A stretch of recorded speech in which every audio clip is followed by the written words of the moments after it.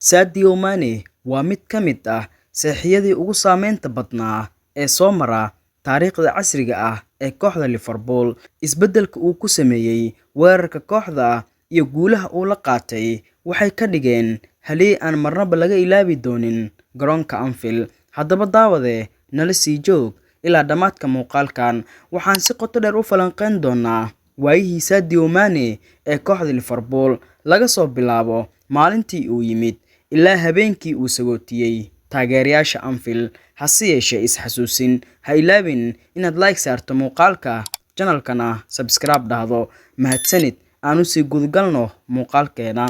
Imaanshihiisii Anfield, Sadio Mane waxa uu Liverpool ku soo biiray taariikhdu markay ahayd 28 Juun 2016 isagoo ka yimid kooxda Southampton. Liverpool ayaa ka soo bixisay lacag dhan 34 milyan oo pound, taasoo xilligaas ka dhigtay Sadio Mane ciyaaryahankii ugu qaalisanaa ee u dhashay qaaradda Afrika. Wuxuu ahaa saxiixii weynaa ee ugu horeeyay tababare Jurgen Klopp uu keeno si uu u dhiso koox dilaa ah. Kulankiisii ugu horeeyay iyo goolkii cajiibka ahaa. Mane wuxuu kulankiisii ugu horeeyay ee rasmiga ah u saftay kooxda 14 Agoost 2016, kulan adag oo ay Liverpool 4-3 ugu badisay kooxda Arsenal. Ciyaar ka dhacday garoonka Emirates, Sadio Mane kulankaas waxa uu dhaliyay gool cajiib ah oo uu dhanka midig ka soo jiiray daafacyada Arsenal ka hor inta uusan shabaqa ku hubsan kubadda. Mane waxa uu ku dabaaldegay dhabarka macallin Jurgen Klopp isaga oo saaran.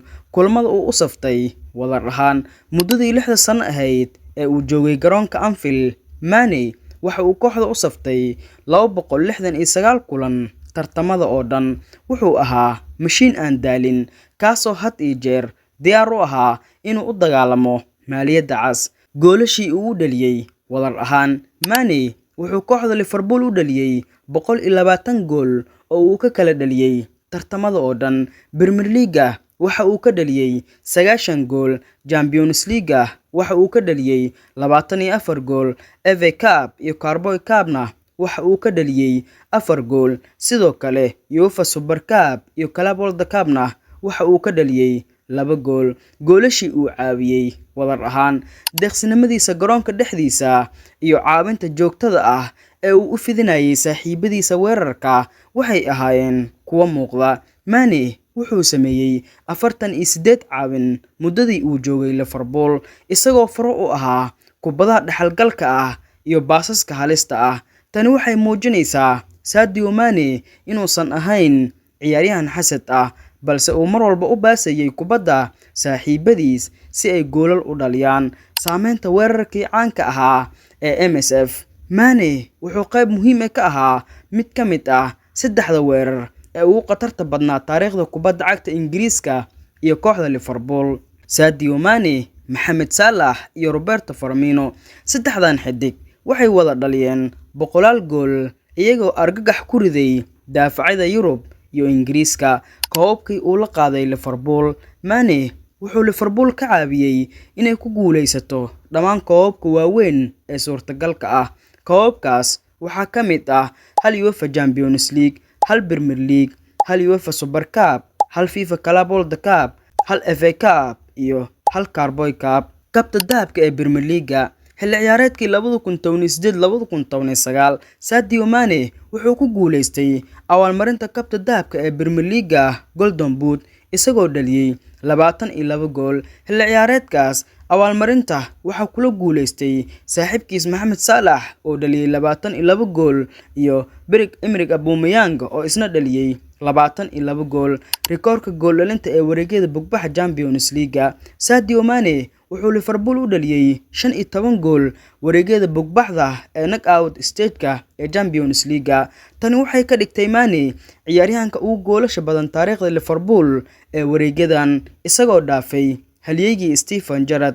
Bandhigiisii Allianz Arena 2019, mid ka mid ah goolashii ugu xasuusta badnaa ee uu Mane u dhaliyay Liverpool wuxuu ahaa kulankii Bayern Munich ee Champions League sanadkii 2019. waxa uu si mucjiso kubadda ula dhaafay goolhaye Manuel Neuer ka hor inta uusan si degnaan leh kubadda u dhex dhigin shabaqa. Kulankaas oo Liverpool ay ku badisay 3-1. Xidiga sanadka ee Afrika. Mane waxaa loo doortay xidiga sanadka ee qaaradda Afrika sanadkii 2019 isagoo ka guuleystay Mohamed Salah iyo Riyad Mahrez sababtoo ah bandhigiisii cajiibka ahaa ee uu Liverpool kula guuleystay koobka Champions League. Ciyaaryahanka kulamada waaweyn, big game player. Mane waxa uu caan ku ahaa inuu goolal ka dhaliyo kooxaha waaweyn markay kooxdu u baahan tahay. Wuxuu goolal ka dhaliyay kooxaha sida Real Madrid finaalkii Champions League 2018, Manchester City, Chelsea, Arsenal, Manchester United iyo Barcelona. Beddelka boosaska ee guuleystay. Mane wuxuu Liverpool ku bilaabay isagoo ka ciyaaraya garabka midig xil ciyaareedkiisii ugu horeeyay. Kadib markii uu Salah yimid kooxda, Mane wuxuu si bilaa dhib ah u bedelay booskiisa isagoo u wareegay garabka bidix, halkaasna ka sii waday wacdarihiisa. Xil ciyaareedkiisii ugu dambeeyay ee kooxda xitaa waxa uu si heer sare ah ugu ciyaaray booska number 9 ama weerarka dhexe. Abaalmarinta BFA Funniest Player of the Year intii lagu guda jiray xil ciyaareedkii ay Liverpool ku guuleysatay horyaalka Premier League. Mane wuxuu ahaa wadnaha kooxda. Bandhigiisii joogtada ahaa iyo goolashii uu dhibco muhiim ah ku keenay ayaa waxay keentay in taageerayaasha kubadda cagta Ingiriiska ay u doortaan ciyaaryahankii ugu fiicnaa sanadkaas. Ka tagistii kooxda iyo dhaxalkiisa. Kadib 6 sano oo guulo iyo sharaf leh, Mane wuxuu go'aansaday inuu raadsado tartan cusub. Isagoo ku biiray kooxda Bayern Munich bishii June 2022, wuxuu Liverpool uga tagay si sharaf leh isagoo noqday mid ka mid ah xidigaha loogu jecel yahay taariikhda Anfield. Waxaana lagu xasuustaa dabeecaddiisa isoo-seysiinta, shaqada adag iyo caawinta bulshadiisa ku sugan Senegal. Haddaba saaxiibayaal, waxaan soo gaarnay gunti iyo gabagabadii. Sadio Mane ma uusan ahayn oo kaliya ciyaaryahan goolal dhaliya, wuxuu ahaa wadnaha iyo mishiinka shaqada adag ee Liverpool. Dhaxalkii uu kaga tagay Anfield iyo taariikhdii uu la qoray Mohamed Salah iyo Firmino waxay xusuus weyn ku reebi doontaa qalbiyada malaayiin taageerayaal Liverpool ah. Daawade, adigu ma u aragtaa Mane inuu yahay saxiixii ugu saameynta badnaa ee Jurgen Klopp? Fikirkaaga noogu reeb qaybta faalooyinka. Sidoo kale ha ilaabin inaad like saarto muuqaalka. Haddii aad nagu cusub tahayna nagu soo biir oo subscribe dheh. Intaan ku kulmi doono muuqaal ka lamid ah, waxaan idinkaga tagayaa sidaas iyo nabadgelyo.